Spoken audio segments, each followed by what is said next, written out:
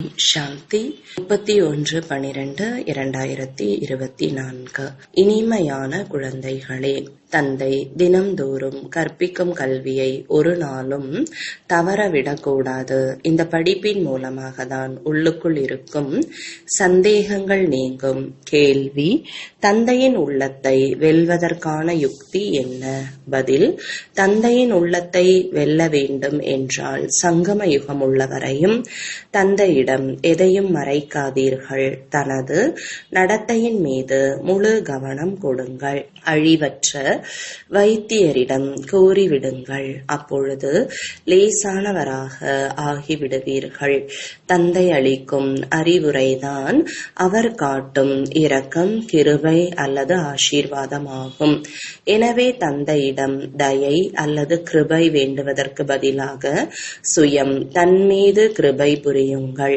இப்பேற்பட்ட முயற்சி செய்து தந்தையின் உள்ளத்தை வென்று விடுங்கள். ஓம் சாந்தி. புதிய உலகத்தில் சுகம் உள்ளது, பழைய உலகத்தில் துக்கம் உள்ளது என்பதை இப்பொழுது ஆன்மீக குழந்தைகள் அறிந்துள்ளீர்கள். துக்கத்தில் வந்து விடுகிறார்கள். மேலும் சுகத்தில் அனைவரும் சுகத்தில் வந்து விடுகிறார்கள். சுகமான உலகத்தில் துக்கத்தின் பெயர் அடையாளம் இல்லை. பிறகு எங்கு துக்கம் உள்ளதோ அங்கு சுகத்தின் பெயர் அடையாளம் இல்லை.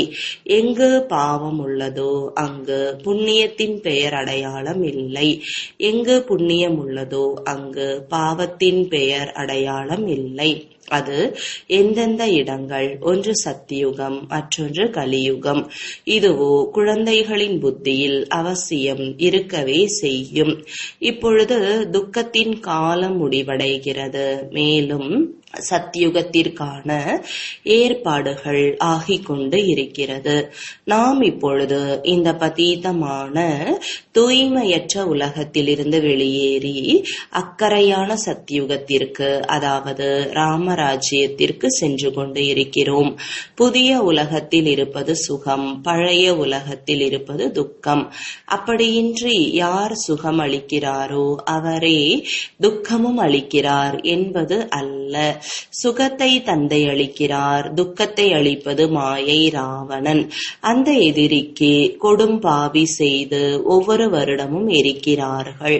துக்கம் அளிப்பவன் எப்பொழுதும் எரிக்கப்படுகிறான். அவனது ராஜ்யம் முடிவடையும் பொழுது அவன் எப்பொழுதுமிற்காக முடிந்து போய் விடுகிறான் என்பதை குழந்தைகள் அறிந்துள்ளார்கள். 5 விகாரங்கள் தான் அனைவருக்கும் முதல், இடை, கடைசியில் துக்கத்தை கொடுத்து கொண்டே வந்துள்ளன. நீங்கள் இங்கு அமர்ந்துள்ளீர்கள். அப்பொழுது கூட நாம் பாபாவிடம் செல்வோம் என்பதே உங்கள் புத்தியில் இருக்க வேண்டும். ராவணனையோ நீங்கள் தந்தை என்று கூற மாட்டீர்கள். ராவணனை யாராவது பரமபிதா பரமாத்மா என்று கூறி எப்பொழுதாவது கேள்விப்பட்டுள்ளீர்களா? ஒரு பொழுதும் கிடையாது. ஒரு சிலர் இலங்கையில் ராவணன் இருந்தான் என்று நினைக்கிறார்கள். இந்த முழு உலகமும் இலங்கையாகும் என்று தந்தை கூறுகிறார். வாஸ்கோடகாமா கப்பல் மூலமாக உலகை சுற்றி வந்தார் என்று கூறுகிறார்கள். அவர் சுற்றி வந்த அந்த காலத்தில் ஆகாய விமானம் ஆகியவை இருக்கவில்லை. ரயில் கூட நீராவி மூலமாக தான் இயங்கிக் கொண்டிருந்தது. மின்சாரம் தனி பொருள், உலகமோ ஒன்றேதான் என்று இப்பொழுது தந்தை கூறுகிறார். புதியதிலிருந்து பழையதாகவும் பழையதிலிருந்து புதியதாகவும் ஆகிறது. ஸ்தாபனை, பாலனை, விநாசம் என்று கூறப்படுவது இல்லை, கிடையாது. முதலில் ஸ்தாபனை, பிறகு விநாசம், பிறகு பாலனை. இது சரியான வார்த்தைகள் ஆகும். பின்னால் ராவணனுடைய பாலனை ஆரம்பமாகிறது. அது பொய்யான, விகாரி, பதீதமாக ஆவதற்கான பாலனை ஆகும். அதனால் அனைவரும் துக்கமுடையவர்களாக ஆகிறார்கள். தந்தையோ ஒரு பொழுதும் யாருக்கும் துக்கம் கொடுப்பது இல்லை. இங்கோ தமோ பிரதானமாக ஆகிவிட்ட காரணத்தினால் தந்தையையே சர்வ வியாபி என்று கூறிவிடுகிறார்கள். பாருங்கள் எந்த மாதிரி ஆகி இருக்கிறார்கள். குழந்தைகளாகிய நீங்கள் நடந்தாலும் சென்றாலும் புத்தியில் இருக்க வேண்டும். விஷயமோ மிகவும் சுலபமானது. தந்தையை பற்றிய விஷயம் மட்டுமே ஆகும். முகமதியர்கள் கூட எழுந்து அல்லாவை நினைவு செய்யுங்கள் என்று கூறுகிறார்கள். தாங்களும் அதிகாலையில் எழுந்திருக்கிறார்கள். அவர்கள் அல்லாஹ் அல்லது குதாவை நினைவு செய்யுங்கள் என்று கூறுகிறார்கள். நீங்கள் தந்தையை நினைவு செய்யுங்கள் என்று கூறுவீர்கள். பாபா என்ற வார்த்தை மிகவும் இனிமையானது ஆகும். அல்லாஹ் என்று கூறுவதால் ஆஸ்தி நினைவிற்கு வராது. பாபா என்று கூறுவதால் ஆஸ்தி நினைவிற்கு வந்து விடுகிறது. முகமதியர்கள் தந்தை என்று கூறுவது இல்லை. அவர்கள் பிறகு அல்லாஹ் மியா என்பார்கள். மியா பீபி இந்த அனைத்து வார்த்தைகளும் பாரதத்தில் உள்ளன. பரமபிதா பரமாத்மா என்று கூறும் பொழுது சிவலிங்கம் மட்டுமே நினைவிற்கு வந்துவிடும். ஐரோப்பியர்கள் காட் ஃபாதர் என்று கூறுகிறார்கள். பாரதத்திலோ கல் மண்ணை கூட பகவான் என்று நினைத்து கொண்டு விடுகிறார்கள். சிவலிங்கம் கூட கல்லால் ஆனது ஆகும். இந்த கல்லில் பகவான் அமர்ந்துள்ளார் என்று நினைக்கிறார்கள். பகவானை நினைவு செய்யும் பொழுது கல்தான் முன்னால் வந்து விடுகிறது. கல்லினை பகவான் என்று நினைத்து பூஜை செய்கிறார்கள். கல் எங்கிருந்து வருகிறது? மலைகளின் அருவிகளில் விழுந்து விழுந்து வழவழப்பான உருண்டையாக ஆகிவிடுகிறது. பிறகு இயற்கையான ஒரு அடையாளமாகவும் ஆகிவிடுகிறது. தேவி தேவதைகளின் விக்கிரகங்கள் இதுபோல ஆவது இல்லை. கல்லை செதுக்கி செதுக்கி காது, வாய், மூக்கு மற்றும் கண் ஆகியவைகளை எவ்வளவு அழகாக வடிவமைக்கிறார்கள். அதிகமாக செலவு செய்கிறார்கள். சிவபாபாவின் விக்கிரகத்திற்கு பெரிய செலவு ஒன்றும் கிடையாது. நாம் அதே உயிருள்ள தேவி தேவதையாக ஆகிக் கொண்டிருக்கிறோம் என்பதை இப்பொழுது குழந்தைகளாகிய நீங்கள் புரிந்துள்ளீர்கள். உயிருள்ளவர்களாக இருக்கும் பொழுது பூஜை ஆகியவை ஆவது இல்லை. கல் போன்ற புத்தியுடையவர்கள் ஆகும் பொழுது கல்லுக்கு பூஜை செய்கிறார்கள். சைத்தன்யமாக இருக்கும் பொழுது பூஜிக்கத்தக்கவர்களாக இருந்தார்கள். பிறகு பூஜாரி ஆகிவிடுகிறார்கள். அங்கு யாரும் பூஜாரியும் இருப்பது இல்லை. கல்லினுடைய விக்கிரகமும் இருப்பது இல்லை. அவசியமே கிடையாது. யார் சைத்தன்யமாக இருந்தார்களோ அவர்களுடைய அடையாளம் நினைவார்த்தத்திற்காக கற்களினுடையதை வைக்கிறார்கள். இப்பொழுது இந்த தேவதைகளின் கதை பற்றி உங்களுக்கு தெரிய வந்துள்ளது. இந்த தேவதைகளின் வாழ்க்கை சரித்திரம் எப்படி இருந்தது? மீண்டும் அதுவே திரும்ப நடைபெறுகிறது. இதற்கு முன்பு இந்த ஞானக்கண் இருக்கவில்லை. அப்பொழுது கல் புத்தியினராக இருந்தோம். இப்பொழுது தந்தை மூலமாக ஞானம் கிடைத்துள்ளது. ஞானம் ஒன்றேதான். ஆனால் எடுப்பவர்கள் வரிசைப்படியாக உள்ளார்கள். உங்களுடைய ருத்ரமாலை கூட இந்த தாரணைக்கு ஏற்ப அமைகிறது. ஒன்று ருத்ரமாலை, மற்றொன்று ருண்டமாலை ஆகும். ஒன்று சகோதரர்களினுடையது, மற்றொன்று சகோதர சகோதரிகளினுடையது. ஆத்மாக்களாகிய நாம் மிகவும் சிறிய சிறிய புள்ளிகளைப் போல இருக்கிறோம் என்பது புத்தியில் வருகிறது. புருவ மத்தியில் பிரகாசிக்கும் அதிசயமான நட்சத்திரம் என்ற பாடலும் உள்ளது. ஆத்மாக்களாகிய நாம் உயிர் உள்ளவர்கள் என்பதை இப்பொழுது நீங்கள் புரிந்துள்ளீர்கள். ஒரு சிறிய நட்சத்திரத்தை போல உள்ளோம். பிறகு கர்ப்பத்தில் வரும்பொழுது முதலில் எவ்வளவு சிறிய பிண்டமாக இருக்கும். பிறகு பிறகு எவ்வளவு பெரியதாக ஆகிவிடுகிறது. அதே ஆத்மா தனது ஷரீரத்தின் மூலமாக அழியாத பாகத்தை நடித்து கொண்டே இருக்கிறார். இந்த ஷரீரத்தை தான் பிறகு அனைவரும் நினைவு செய்ய முற்பட்டு கொண்டே இருக்கிறார்கள். இந்த ஷரீரத்தை தான் பிறகு அனைவரும் நினைவு செய்ய முற்படுகிறார்கள். இந்த ஷரீரம்தான் நல்லது அல்லது கெட்டதாக இருக்கும் காரணத்தால் அனைவரையும் கவர்கிறது. சத்யுகத்தில் ஆத்ம உணர்வுடையவர் ஆகுங்கள், தன்னை ஆத்மா என்று உணருங்கள் என்று யாரும் கூற மாட்டார்கள். இந்த ஞானம் உங்களுக்கு இப்பொழுதுதான் கிடைக்கிறது. ஏனென்றால் இப்பொழுது ஆத்மா தூய்மையற்றதாக ஆகிவிட்டுள்ளது என்பதை நீங்கள் அறிந்துள்ளீர்கள். தூய்மையற்றவராக இருக்கும் காரணத்தால் என்ன காரியம் செய்கிறாரோ அவை அனைத்தும் தவறானதாக ஆகிவிடுகிறது. தந்தை சரியான காரியத்தை செய்விக்கிறார், மாயை தவறான காரியத்தை செய்விக்கிறது. எல்லாவற்றையும் விட தவறான காரியம் தந்தையை சர்வ வியாபி என்று கூறுவது. ஆத்மா நடிக்கும் பாகமானது அழிவற்றது, அது எரிக்கப்படுவது இல்லை. அதற்கு பூஜை நடக்கிறது, ஷரீரம் எரிக்கப்படுகிறது. ஆத்மா ஷரீரத்தை விட்டுவிடும் பொழுது ஷரீரத்தை எரிக்கிறார்கள். ஆத்மா மற்றொரு உடலில் பிரவேசம் செய்து விடுகிறது. ஆத்மா இன்றி ஷரீரத்தை 2-4 நாட்கள் கூட வைக்க முடியாது. ஒரு சிலரோ ஷரீரத்தில் மருந்துகள் ஆகியவை போட்டு வைக்கவும் செய்கிறார்கள். ஆனால் என்ன பயன்? கிறிஸ்தவர்களின் ஒரு செயின்ட் சேவியர் இருக்கிறார், அவருடைய உடல் இன்னும் வைக்கப்பட்டுள்ளது என்று கூறுகிறார்கள்.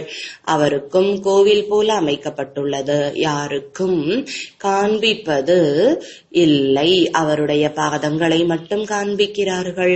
யாராவது பாதத்தை தொட்டு வணங்கினார்கள் என்றால் நோய் ஏற்படாது என்று கூறுகிறார்கள். பாதங்களை தொடுவதால் வியாதியிலிருந்து லேசானவர் ஆகிவிடுகிறார்கள். எனவே அவரது அருள் என்று நினைக்கிறார்கள். பாவனை காண பலன் கிடைத்து விடுகிறது என்று தந்தை கூறுகிறார். நம்பிக்கை புத்தி உடையவர் ஆகிவிடும் பொழுது சிறிது நன்மை ஏற்படுகிறது. மற்றபடி அப்படியே ஆகிவிட்டால் அநேகர் அங்கு சென்று விடுவார்கள். மேலா ஏற்பட்டு விடுமே. தந்தையும் இங்கு வந்துள்ளார், பிறகும் இவ்வளவு ஏராளமானவர்கள் இருப்பது இல்லை. ஏராளமானவர்கள் வருவதற்கு கூட இடம் இல்லை. அநேகர் ஆகிவிடுவதற்கான நேரம் வரும்பொழுது விநாசமாகிவிடுகிறது. இதுவும் நாடகம் அமைக்கப்பட்டுள்ளது. இதற்கு ஆரம்பம் அல்லது முடிவு இல்லை. ஆம், விருட்சம் பட்டுப்போன நிலை ஏற்பட்டு விடும் பொழுது, அதாவது தமோ பிரதானமாக ஆகிவிடும் பொழுது இந்த விருட்சம் மாறிவிடுகிறது. இது எவ்வளவு பெரிய எல்லை இல்லாத விருட்சம் ஆகும். யார் முதல் நம்பரில் செல்ல வேண்டியுள்ளதோ அவர்கள் முதலில் வருவார்கள். வரிசைப்படியாக வருவார்கள் அல்லவா? அனைத்து சூரிய வம்சத்தினர்களும் ஒன்றாக வரமாட்டார்கள். சந்திர வம்சத்தினர் அனைவரும் ஒன்று சேர்ந்து வருவது இல்லை. வரிசைப்படியாக மாலைக்கு ஏற்பதான் வருவார்கள். நடிக்கக்கூடிய அனைவரும் ஒன்றாக சேர்ந்து எப்படி வருவார்கள்? நாடகமே கெட்டு போய்விடும். இந்த நாடகம் மிகவும் சரியாக அமைக்கப்பட்டுள்ளது. இதில் எந்த ஒரு மாற்றமும் ஏற்பட முடியாது. இனிமையிலும் இனிமையான குழந்தைகள் இங்கு அமரும் பொழுது புத்தியில் இதுதான் நினைவில் இருக்க வேண்டும். மற்ற சத்சங்கங்களிலோ வெவ்வேறு விஷயங்கள் புத்தியில் வரும். இதுவோ ஒரே ஒரு படிப்பு. இதன் மூலம் உங்களுக்கு வருமானம் ஏற்படுகிறது. அந்த சாஸ்திரங்கள் ஆகியவை படிப்பதால் வருமானம் ஆவது இல்லை. ஆம், கொஞ்சம் நல்ல நல்ல குணங்கள் இருக்கும். கிரந்தம் படிப்பதற்காக அமர்கிறார்கள் என்றால் அனைவரும் விகாரமற்றவர்களாக இருப்பார்கள் என்பது அல்ல. இந்த உலகத்தில் அனைவருமே விகாரத்தால் பிறக்கிறார்கள் என்று தந்தை கூறுகிறார். அங்கு எப்படி ஜென்மம் ஏற்படும் என்று குழந்தைகளாகிய உங்களிடம் சிலர் கேட்பார்கள். அங்கோ 5 விகாரங்களே கிடையாது என்று கூறுங்கள். யோக பலத்தினால் குழந்தைகள் பிறக்கிறார்கள், குழந்தை வரப்போகிறது என்று முன்கூட்டியே காட்சி கிடைக்கும். அங்கு விகாரத்தின் விஷயம் கிடையாது. இங்கோ குழந்தைகளையும் கூட மாயை வீழ்த்தி விடுகிறது. ஒரு சிலரோ தந்தையிடம் வந்து கூறவும் செய்கிறார்கள். கூறவே இல்லை என்றால் 100 மடங்கு தண்டனை ஏற்பட்டுவிடும். ஏதாவது பாவச் செயல் ஏற்பட்டு விட்டால் தந்தையிடம் உடனே கூறிவிட வேண்டும் என்று தந்தை அனைத்து குழந்தைகளுக்கும் கூறுகிறார். தந்தை அழிவற்ற வைத்தியர் ஆவார். சர்ஜனிடம் கூறிவிடுவதால் நீங்கள் லேசாக ஆகிவிடுவீர்கள்.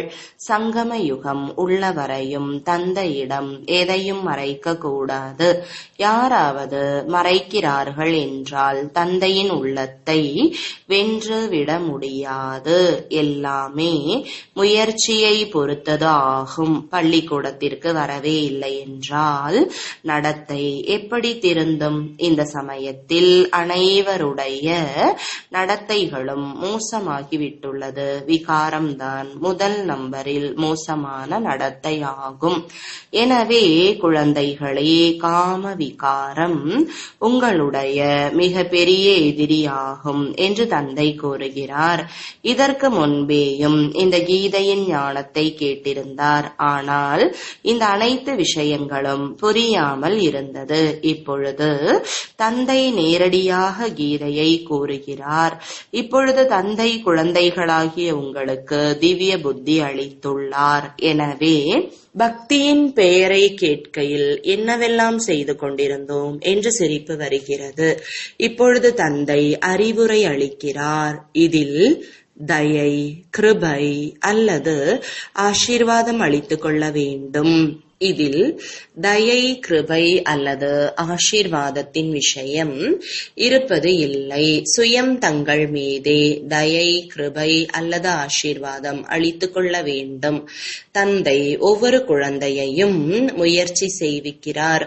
ஒரு சிலரோ முயற்சி செய்து தந்தையின் உள்ளத்தை வென்று விடுகிறார்கள். ஒரு சிலரோ முயற்சி செய்து செய்து இறந்தும் விடுகிறார்கள். தந்தை ஒவ்வொரு குழந்தைக்கும் ஒன்று போலதான் கற்பிக்கிறார். பிறகு ஒரு சில நேரங்களில் எவ்வளவு ஆழமான விஷயங்கள் வெளிப்படுகின்றன என்றால் பழைய சந்தேகங்கள் பறந்து போய் விடுகிறது. பிறகு சுதாரித்து கொண்டு விடுகிறார்கள். எனவே பாபாவின் படிப்பை ஒரு பொழுதும் தவறவிடக்கூடாது. முக்கியமானது தந்தையின் நினைவு. தெய்வீக குணங்களை தாரணை செய்ய வேண்டும். யாராவது ஏதாவது மோசமாக பேசினார்கள் என்றால் கேட்டும் கேட்காமல் இருந்துவிட வேண்டும். தீயதை கேட்காதீர்கள். உயர்ந்த பதவியை அடைய வேண்டும் என்றால் மானம், அவமானம், துக்கம், சுகம், வெற்றி, தோல்வி அனைத்தையும் அவசியம் சகித்துக் கொள்ள வேண்டும்.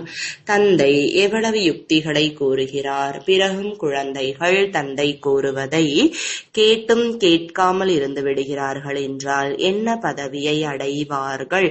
அஷரீரி ஆகாத வரை மாயையின் ஏதாவது காயம் ஏற்பட்டு கொண்டே இருக்கும் என்று தந்தை கூறுகிறார். தந்தை கூறுவதை ஏற்பது இல்லை என்றால் தந்தையை அவமதிக்கிறார்கள். பிறகும் தந்தை, குழந்தைகளே, எப்பொழுதும் நீடோழி வாழ்ந்து கொண்டே இருங்கள் மற்றும் தந்தையை நினைவு செய்து உயர்ந்த பதவியை அடையுங்கள் என்று கூறுகிறார். நல்லது. இனிமையிலும் இனிமையான காணாமல் போய் வெகு காலம் கழித்து கண்டெடுக்கப்பட்ட குழந்தைகளுக்கு தாயும் தந்தையுமான பாப்தாதாவின் அன்பு நினைவுகள் மற்றும் காலை வணக்கங்கள். ஆன்மீக குழந்தைகளுக்கு ஆன்மீக தந்தையின் வணக்கங்கள். ஆன்மீக தந்தைக்கு ஆன்மீக குழந்தைகளின் அன்பு நினைவுகளும் வணக்கங்களும். தாரணைக்கான முக்கிய சாரம். முதலாவது, யாரும் தப்பும் தவறுமான விஷயங்களை பேசினால் கேட்டும் கேட்காமல் இருந்துவிட வேண்டும். தீயதை கேட்காதீர்கள். துக்கம் சுகம் மானம் அவமானம் அனைத்தையும் சகித்துக் கொள்ள வேண்டும். 2வது, தந்தை கூறுவதை கேட்டும் கேட்காமல் இருந்துவிட்டு தந்தையை அவமதிக்க கூடாது. மாயை காயப்படுத்துவதிலிருந்து தப்பித்து இருப்பதற்காக அஷரீரியாக இருப்பதற்கான பயிற்சியை அவசியம் செய்ய வேண்டும். வரதானம்: தந்தைக்கு சமமாக கருணை உள்ளமுடையவராக ஆகி அனைவரையும் மன்னித்து சிநேகமளிக்கக்கூடிய மாஸ்டர் வள்ளல் ஆவீர்களாக. விளக்கம்: எப்படி தந்தைக்கு கருணை உள்ளமுடையவர் என்று கூறுகிறார்களோ அதே போல குழந்தைகளாகிய நீங்கள் கூட மாஸ்டர் கருணை உள்ளமுடையவர்கள் ஆவீர்கள். யார் கருணை உள்ளம் கொண்டிருப்பார்களோ அவர்களே நன்மை செய்யக்கூடியவர்களாக இருப்பார்கள். தீமை செய்பவர்களை கூட அவர்களால் மன்னிக்க முடியும். அவர்கள் மாஸ்டர் அன்பின் கடலாக இருப்பார்கள். அவர்களிடம் அன்பை தவிர வேறு எதுவும் இருக்கவே இருக்காது. தற்சமயம் செல்வத்தை விட அன்பின் அவசியம்தான் அதிகமாக உள்ளது. எனவே மாஸ்டர் வள்ளலாகி அனைவருக்கும் அன்பை கொடுத்து கொண்டே செல்லுங்கள். யாருமே வெறுங்கையுடன் திரும்பி செல்லாமல் இருக்கட்டும். ஸ்லோகன்: தீவிர முயற்சியாளர் ஆக வேண்டும் என்ற விருப்பம் இருக்கிறது என்றால் மனம் இருந்தால் மார்க்கம் கிடைத்துவிடும். ஓம் சாந்தி.